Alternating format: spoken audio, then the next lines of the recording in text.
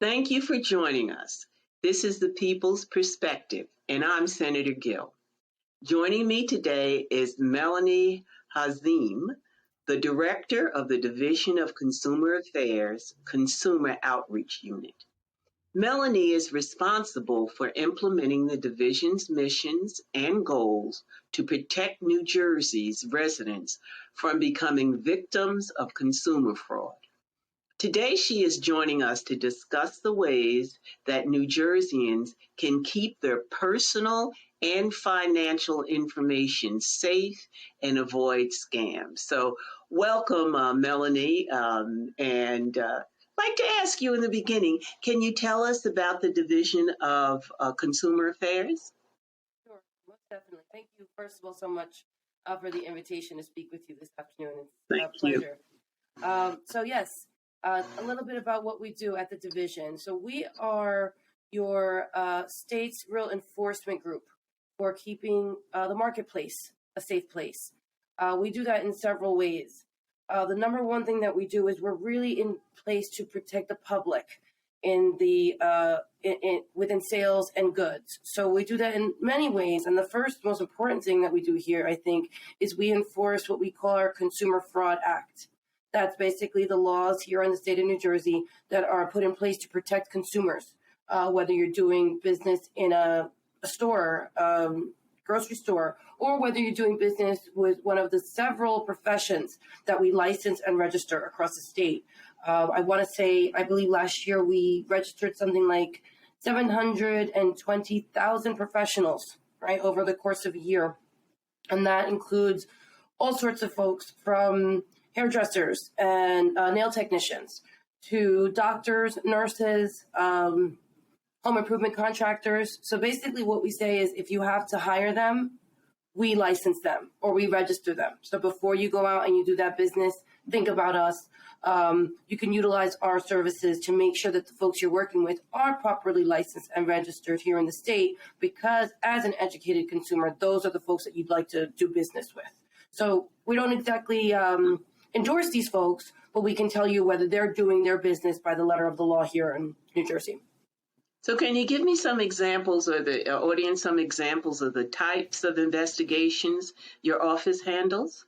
Oh, most definitely. I mean, right now, of course, we're still coming out of this COVID era. So we've really been focusing on a lot of scams and frauds that are, COVID named, basically. The same scams that you're going to see all the time, they just wear different hats. So right now, the scams are, a lot of them are focused on cures or phony tests, things like that. And the Murphy administration has been doing a lot to crack down on a lot of those phony things. Some of the ones that happen just all the time, COVID time or not, are definitely our telephone scams, right? Those are the number one scams that are out there and they're getting us. So there are a lot of ways where we can protect ourselves, but we really have to take the proactive approach and changing our actions and our attitudes. So some of the ones, like I said, telephone scams, the short answer is, are they going to stop? The short answer is no. So we really need to take the time to educate ourselves and change our ways so we can prevent possible scams happening to us and our loved ones. Well, how would we prevent ourselves and our loved ones from being scammed by the telephone? Are there certain techniques we should follow, or information or questions we should not ask, and certainly some we should not answer if we're confronted? Most definitely. I think that, as I mentioned earlier, the way to protect ourselves from these sorts of scams and situations is taking that proactive approach. And unfortunately, what we see a lot of the time is many people become interested in how to best protect themselves after it's too late, after a loved one has become a victim, or perhaps they themselves have become a victim. So I would say, start with a conversation at home, right? Whether it's, friends, family, loved ones, whether it's peers, siblings, or even grandchildren and adult children. The idea is to have these conversations so everyone's aware of what the scams look like and sound like. So one of the most popular scams, really since forever, has been something called the grandparent scam. where a senior will get a phone call and the person on the other end will say, "Grandpa, Grandpa, it's me." And or grandma, depending on who answers the phone. And because of the urgency in the person's voice and the scam artist's voice, that person will immediately believe that it is a grandchild that they love and care for, and they will immediately say, "Jenny, is that you?" Or "Joseph, is that you?" So that's the first way that they're going to give out information. So how can we prevent that? Well, again, have the conversation at home, right? Can we have a secret family password that we would use if there was a real issue? Or I often tell my folks when I go out and speak to them, let's begin to practice the pause. Okay, like they say, practice the pause before you speak if you're angry, or pause before you send that scathing email reply, right? But I also want people to remember that practicing the pause whenever any situation presents itself to you is going to give you that opportunity to double check, think twice before you give out any information, right? And if you do that, you can say, "Wait a second, is this actually my grandchild?" Or "What is the secret word?" Or "What is your brother's name?" And they don't have a brother, So there's ways that if we pause and we think quickly, we can prevent these things from happening to us. And my understanding of some of the things the grandparents scams is they'll call you and say your grandchild was hit by a car or has been arrested, and please send me $20,000 so we could help your grandchild. And people are in an excited, emotional state, and then may give out financial information, credit card information that then the scammer will use and take. And in fact, your grandchild was in no trouble at all. So it's also my understanding, and I'd like to know from you, is that we have to have communication within the families. Very important. So that if you get a call that your grandchild is in Rhode Island and was in a car accident, you actually know your grandchild is, in Montclair eating yogurt someplace. So the communication between the parents and the family, so that you have that kind of awareness when they call. The awareness, the connection, and unfortunately, the world that we live in, technology is a blessing in so many ways, but it's also a curse.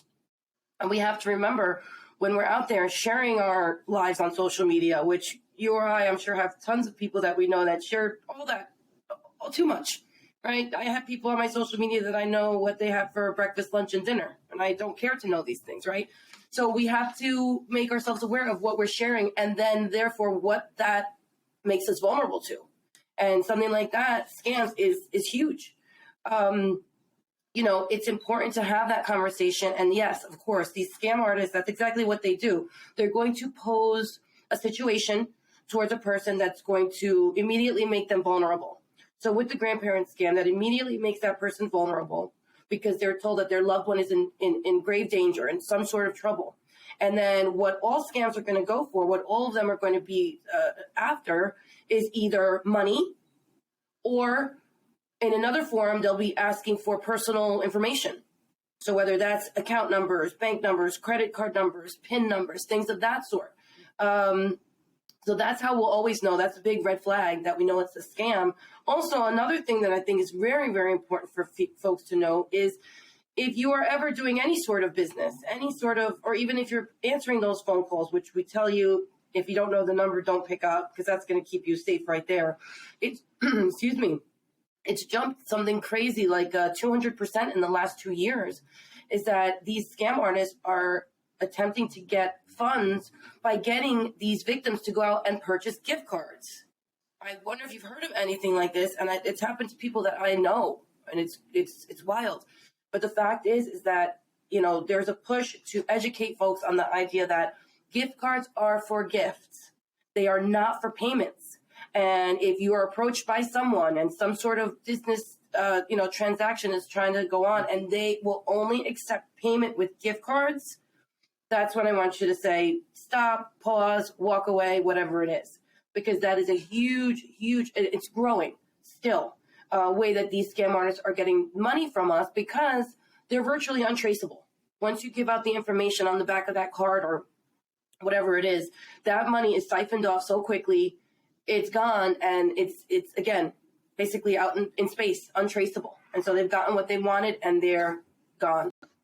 So the gift card is, if they say you have a gift card, right?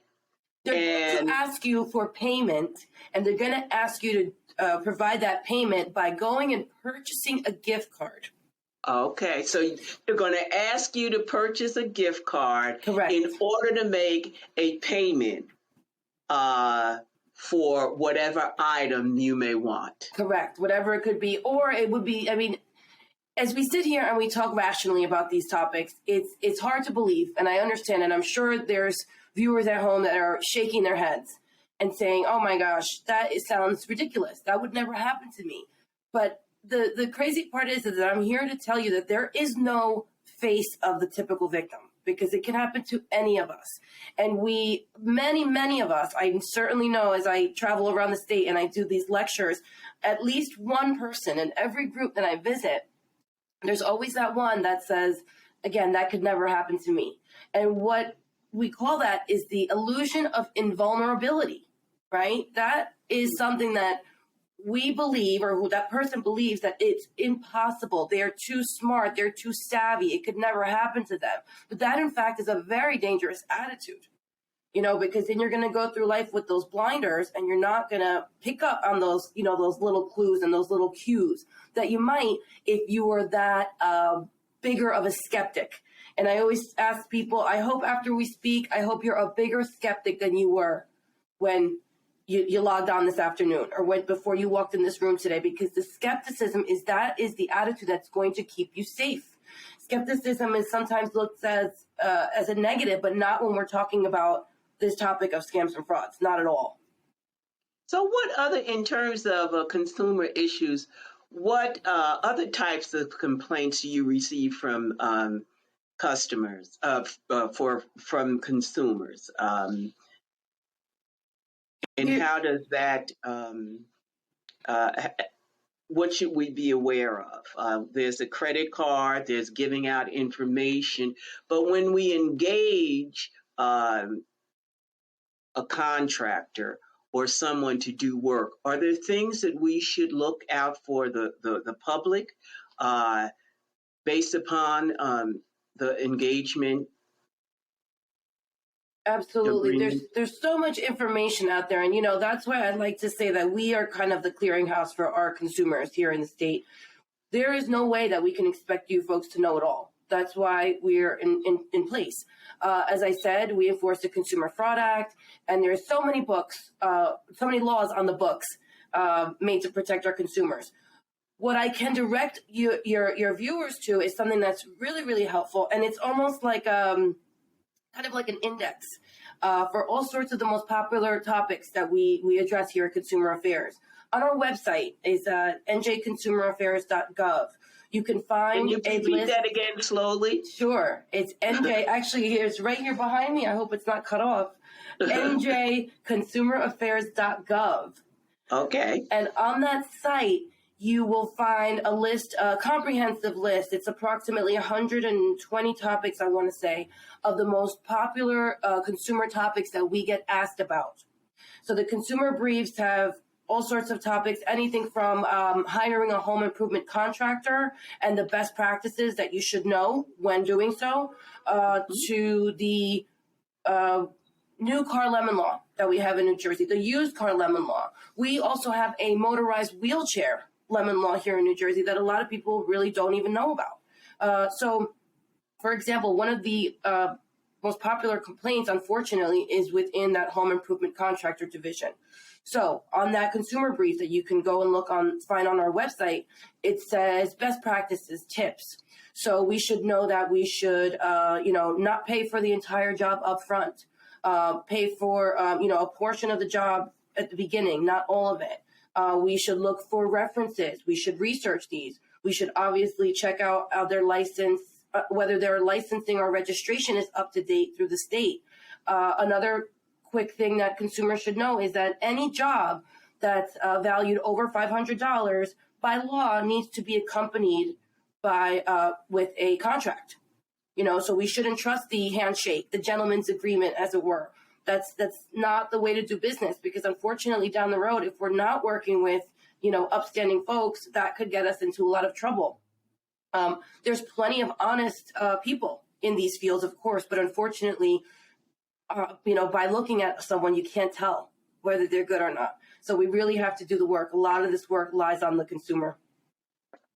Well, would you be able to, on your site, find out if a particular person or contractor or doctor has any complaints filed, and if so, what the result of the findings are? Most definitely. So right on the homepage, right on the front page, there's a section that clearly states look up and verify.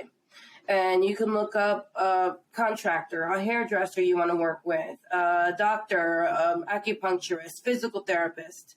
So many folks that you might, want to hire. And it's funny because we don't think of hiring a doctor, but really that's what we are doing. And you can look that up. There we can tell you whether their license or registration, depending on which profession we're talking about, whether that's up to date and in good standing. And we also keep complaints on file for 2 years. So if there's been any complaints, you'll be able to look and see what those were about. And then at that point, it is, obviously your decision on who you choose to work with or not. But that's all on that site for you, on our site. So can you explain the process of filing a complaint? Yes, definitely. Unfortunately, we cannot take complaints over the phone. So what we do is we direct our folks to either use mail if they're not comfortable online, or of course going to our website. Okay, again, that's an easy way to fill out the form. What needs to happen is that you as the consumer needs to send the information to us. We'll ask you to fill out the form with your contact information, and then basically we need you to provide us with a narrative of what the issue was. We'll also ask you to send us copies of any contracts that you may have signed, any correspondence that you may have had with this person, emails, what have you. We'd like for you to send us copies so the original stays safe with you. And then at that point, it comes into our office and it will get assigned to an investigator, depending on whether that has to do with a health club. Is it a home improvement contractor issue? Is it, whichever portion that falls under? It goes to an investigator, and between the knowledge of our investigators with the Consumer Fraud Act, as well as our attorneys, right? They have to come together, and we'll read the story and we'll say, okay, so what here can we basically prove that is breaking one of our laws? Because unfortunately, sometimes it's illegal, and that's fine, but sometimes it's just crummy business. And sometimes there's not a way to say, okay, this was illegal, So that's where those professionals come in and determine that, and then we go from there. We investigate, we contact the let's say if we're talking to a contractor. Ultimately, what we can do is, if they don't respond to our notice of violations and things of that sort, ultimately down the line, what we can do is pull a license or a registration so they can no longer legally practice in the state of New Jersey, right? On a great day, we get restitution for consumers that have been wrong and have been robbed and things like that. So that's why we really want to encourage folks to not only utilize the resources that we offer as far as checking on these professionals, but also if something does go awry, remember that we're also there to accept it on that flip side. So it's a two-way street, because if we don't hear the complaints, we can't go after these folks and protect the next consumer. Very good. And so, Melanie, as the director of the Outreach Union, can you kind of tell us what your role is and what you do? Sure. They entrust me with traveling all across the state and speaking to all sorts of groups, educating them really on what we're doing today. It's unfortunate, and I'm blessed, but it's also kind of unfortunate that there's so much to say, right? So I could be on here with you for hours discussing these issues. So the idea, I guess, as far as protecting our consumers, the number one way we're going to protect our consumers is by encouraging them to become educated. And as I mentioned earlier, all too often people don't find it important until it's too late. So I'm traveling all over the state. I'm speaking to all sorts of groups. While seniors are the number one target for these scam artists, that doesn't mean that they're the only ones that are, exploitable or vulnerable, I should say. Another portion of what I do for the division is that we have a whole other section where we're reaching out to youth. So we have an array of cyber savvy booklets that we're trying to get out and share with the schools. Those are actually also available on our website. And we're going around and also visiting schools to educate students. They're also a really big target because talk about the illusion of invulnerability. They're a huge group that displays this illusion of invulnerability. So we really want to get to them as much as possible. And Can then you tell us a little about the youth scams that happen that you're just talking about? Well, as we said, technology is the blessing and the curse that we live with, in 2022. And the youth, these are the folks that have grown up basically with laptops in their hands, right? They've grown up with smartphones since they're, babies. I have a niece who's 3 years old and she can show me how to, work on my smartphone better than I can. So it's funny because it seems like it's such second nature to them. So I feel like that illusion of invulnerability is so present with these folks. A big place that we're seeing a lot of scams is a lot of these video games where these young folks can play with other players. They don't see each other, but they can speak to one another.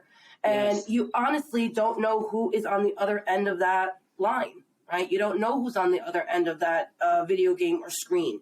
And these folks are basically convincing them to, buy more credits for this game or go grab your mother's credit card, to advance to the next level, things of that sort.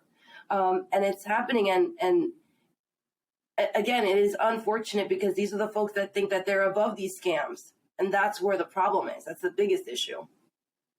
And I know that we will be able to have the viewers and encourage them to visit the website to become more knowledgeable.